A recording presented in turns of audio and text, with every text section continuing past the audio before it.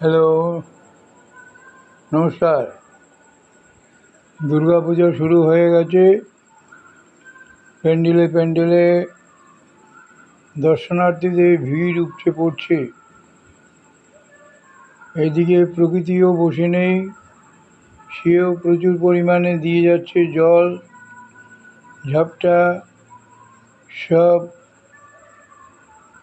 সাঁতার দিয়ে এপাশ ওপাশ হয়ে যাওয়ার মতো উপক্রম। জল জমে আছে। ওদিকে প্যান্ডেলে প্যান্ডেলে মাইক বাজছে, ঢাক বাজছে। তা তো দর্শনার্থীরা তাই উপেক্ষা করে, বৃষ্টি উপেক্ষা করে চলে যাচ্ছে।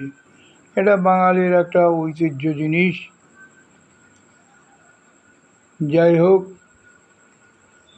প্রকৃতি কিন্তু কাউকে ছাড়বে না।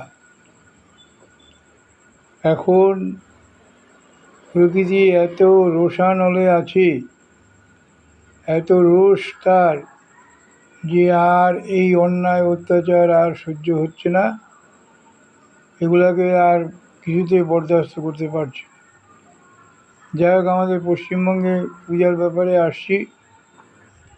দুর্গা পূজা এসে গেল। প্যান্ডেলে প্যান্ডেলে ঢাক বাজছে,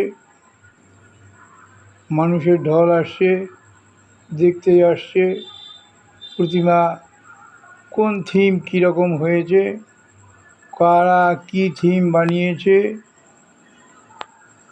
কত টাকা প্যান্ডেলে খরচা হয়েছে, কি সুন্দর ডেকোরেশন হয়েছে, সব দেখে আনন্দ হচ্ছে।